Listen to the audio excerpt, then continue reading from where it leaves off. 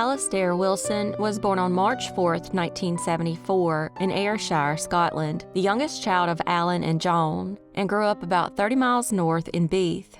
In 2004, 30-year-old Alistair and his wife Veronica were living in Nairn with their 2 children and her father. Nairn is a seaside resort town where Alistair worked as a banker and business manager at the local Bank of Scotland. They were living some of their best years, unaware of the tragedy that was about to befall them. On November 28, 2004, while they were getting their kids ready for bed, they heard a knock on the door. When Veronica opened it, she was greeted by a stocky man wearing a baseball cap, appearing between the ages of 20 and 40. The man asked to speak to Alistair, and when he came downstairs, the man handed him a blue envelope with the word Paul on it. Alistair took the envelope inside, which allegedly was empty, and went back upstairs and spoke with his wife. He then returned to the man at the door and spoke with him for a couple of more minutes. Then, all of a sudden, the man pulled out a gun and opened fire. Alistair was struck 3 times and died at the scene. A little over a week later, the gun was located in a drain on Seabank Road in Nairn by council workers who were cleaning out the gully. The gun was a .25 caliber German Heinel-Sol pocket pistol from the 1930s. It was likely obtained as a souvenir during World War II. However, the bullets used in the murder were manufactured sometime in the 1980s and 1990s. In an effort to rule out suspects, investigators made a plea to the public for people to come forward and voluntarily provide DNA samples. However, that was all for nothing because attempts to extract DNA from the gun failed. 16 years later, in October 2020, Alistair's son Andrew once again made pleas to the public for information about his father's murder, and within 2 years, investigators had determined a possible motive in the case. It turns out that Alistair was involved in a local planning dispute involving the Havelock Hotel and the new decking area they had built opposite his house. He wasn't happy about the construction and sent a letter to the planning department on the week of the murder. In 2004, the Scottish government proposed a ban on cigarettes in pubs, and people in the community built a deck so they could drink and still smoke outside if the ban passed, which happened 2 years later. Because of this, investigators believe that 2 of the community members who assisted in the construction of the deck likely murdered Alistair. This also makes sense because the owner of the pub, Andy Burnett, received a copy of Alistair's objection letter 2 days before he was murdered. It's believed the killer or killers were sitting in the pub that night and heard Andy complaining about it and took matters into their own hands. In 2023, investigators were certain they had identified the 2 suspects involved, but due to lack of evidence, their names haven't been released. They did, however, say that one of them had spent time in prison for drug offenses. Investigators were also trying to figure out why the suspects handed an empty envelope with only the word Paul on it. Some have speculated that Paul was actually an acronym for Pay and You Live, and he was supposed to put money in it but refused. Others believe the envelope was used just to make the killers look less suspicious, like they were delivering a birthday card. Plus, the Wilsons were more likely to open the door if they thought the man was making a delivery. Interestingly, in the UK, a structure can be constructed before obtaining planning permission and can be obtained up to 5 years after being built. If Alistair was pushing hard to have permission denied, they would have had to have the deck removed. So, it's likely he made a few enemies because of that. Sadly, Alistair was killed in cold blood on November 28, 2004, and as of September 2024, this case, now dubbed doorstep murder, remains unsolved.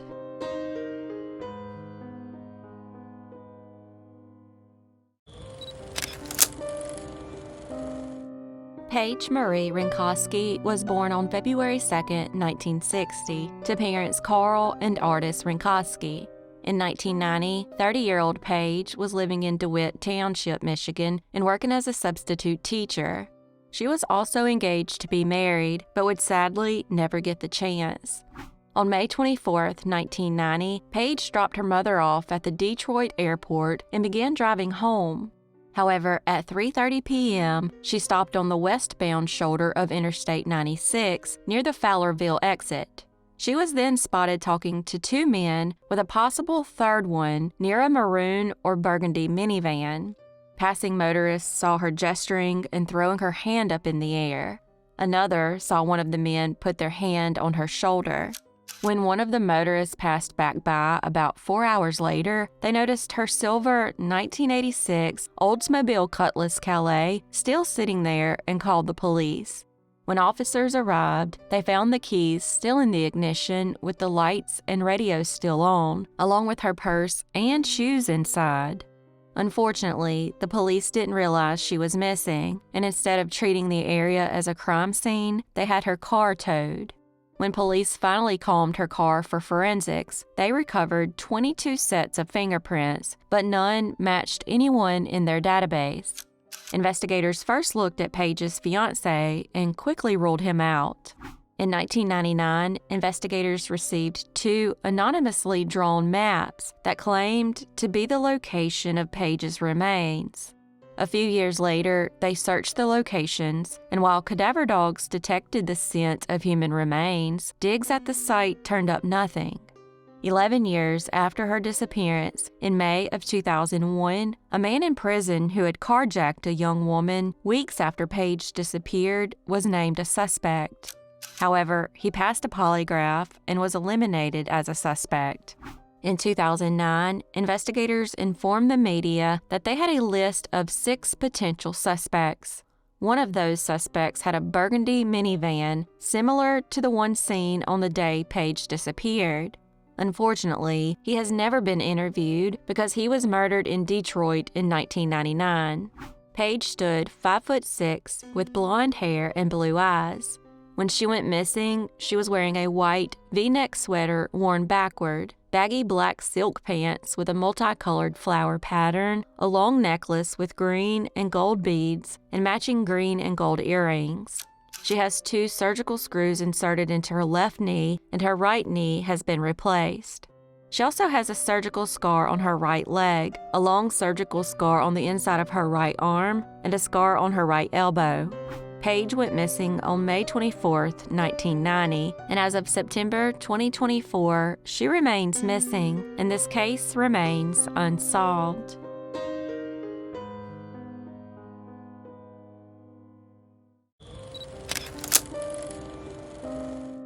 Regina Hicks was born on September 13, 1976, to parents Lucella and Raleigh Rowe, and grew up in Willard, Ohio. In 1991, 15-year-old Regina began dating Paul Hicks while they were students at Willard High School, and the two would go on to get married. In 1997, she gave birth to a premature son whom she named Montana and called him her miracle baby. Unfortunately, their marriage wasn't going well, and they eventually separated and began sharing custody of Montana. On October 17, 2001, Paul officially filed for divorce after both he and 25-year-old Regina were already seeing other people. Plus, she had moved in with her boyfriend, Victor Perkins, who went by Mike. The following day, at 7:30 p.m., Regina called her mom and asked if she could babysit Montana that night so she and Mike could go out. Her mother, Lucella, agreed, and then Regina called Paul and told him she was ready to pick up her son. He told her he was doing yard work outside on a friend's property and that she could pick him up there. At 8 p.m., Regina dropped Mike off at home, drove away in her white Camaro, and was never seen alive again. She never dropped Montana off at her mother's house, and according to Paul, she never showed up to get him. There were witnesses who saw her leave after dropping Mike off, and there were also allegedly witnesses who were at Paul's friend's property who said she never showed up. It was like she had vanished into thin air. 4 days later, a farmer found her Camaro submerged in a secluded pond. Regina's body was still in the car, buckled in with a seatbelt on the passenger side. Investigators could find no evidence of an accident, and an autopsy determined she died by drowning. She was found with 5 bruises on separate parts of her head and a bruise on her left wrist. Also, her clothes and body were dirty, suggesting she may have been dragged. Sadly, after her death, she and Paul's family had a falling out, and Lysella never got to see her grandson grow up.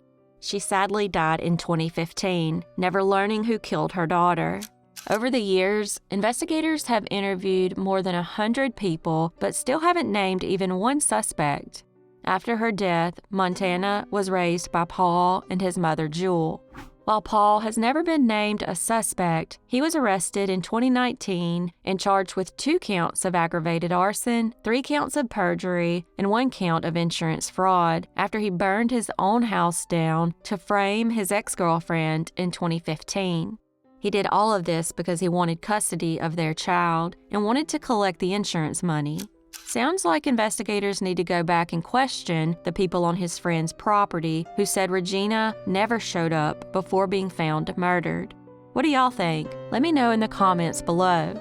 Regina was murdered in October 2001, and as of September 2024, this case remains unsolved.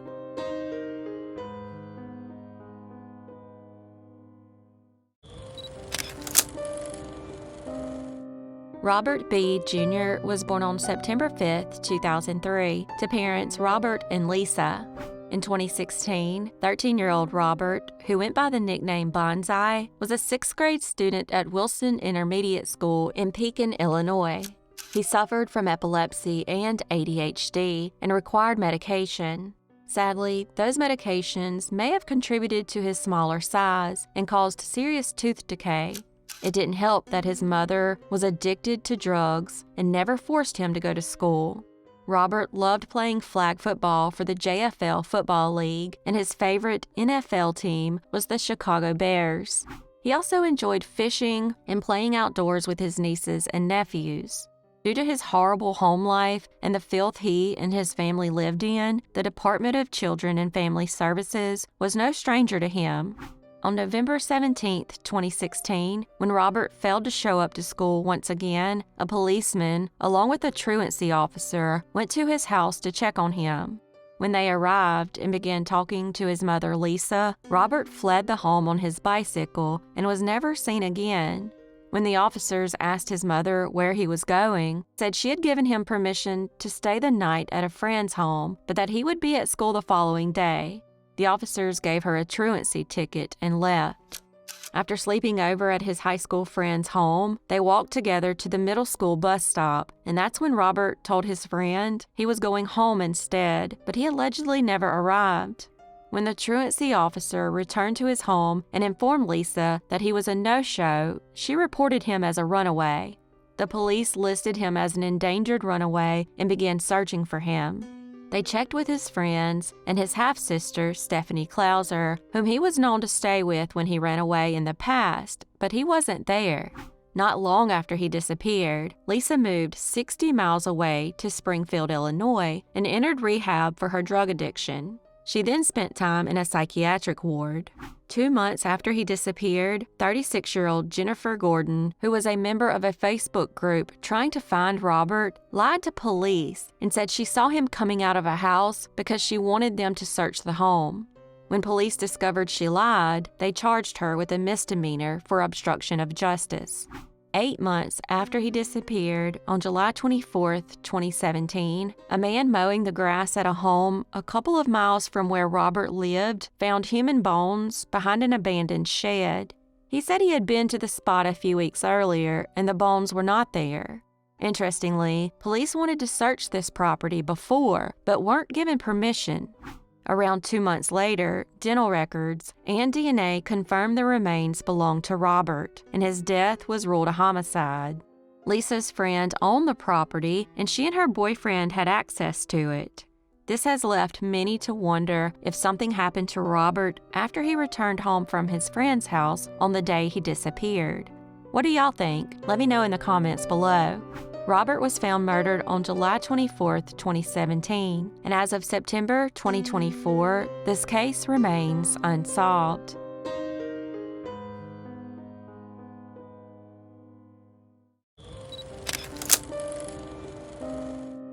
Brad Pitt.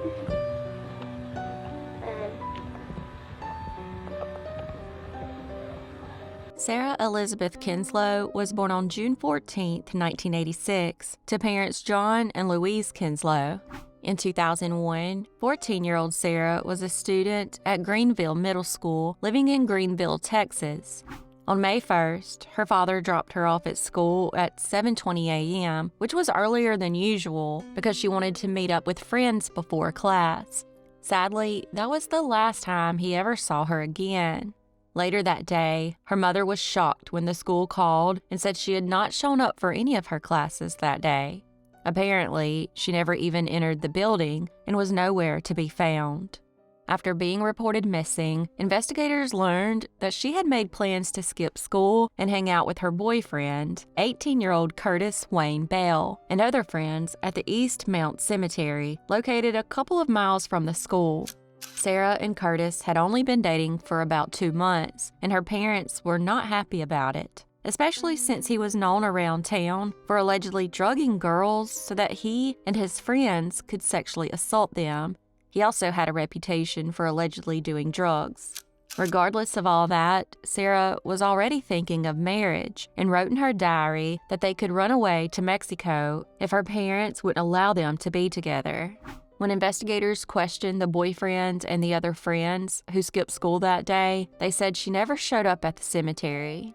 They asked Curtis about them running away to Mexico, and he admitted they had discussed it but said they were never truly serious about it. Tracker dogs were brought in and tracked her scent 2 blocks from the school before it suddenly ended in the middle of the street. This told investigators that she likely got into a car with someone. A fellow classmate of Sarah's came forward and said they saw her inside an older model light blue Ford truck at 3:30 p.m. on the day she disappeared. The driver was a white male with dark brown hair and a pencil mustache and looked to be in his 30s. The student also said that Sarah didn't appear to be in any kind of distress. Another witness came forward and reported seeing Sarah at a phone booth in Caddo Mills, Texas, a little over 8 miles from the school. While initially it seemed like someone else might have abducted Sarah, surveillance at a gas station captured 2 people who looked a lot like her and Curtis. The store clerk at the gas station recognized her from a missing persons poster. Curtis was questioned about the video and claimed it was a different girl. When questioned again, he changed his story and said it wasn't even him in the video. When investigators discovered that he and Sarah were sexually involved, they charged him with a statutory sexual assault charge because while the relationship was consensual, she wasn't at the legal age of consent. Then, about a week after Sarah's disappearance, he was charged with aggravated sexual assault of another underage girl. For those crimes, he was convicted and received a 10-year sentence that was deferred to probation. However, a few years later, he broke the terms of his probation after being convicted of a sexual assault charge against another minor. For that crime and the probation violation, he was sentenced to 9 years in prison. In 2010, her parents received an anonymous letter telling them to talk to the ex-wife of a close friend of Curtis's. However, she claimed she didn't know anything. They then discovered who wrote the letter and questioned him as well. He claimed that Sarah had been murdered and buried in a rock quarry that is now full of water. Her parents believed that on the day she disappeared, she and Curtis planned for her to run away, but later on, she was killed for an unknown reason. Some speculate that she got involved with drugs and overdosed. Sarah stood 5'4" and had strawberry blonde hair and blue eyes. She disappeared on May 1st, 2001, and as of September 2024, she has never been found, and this case remains unsolved.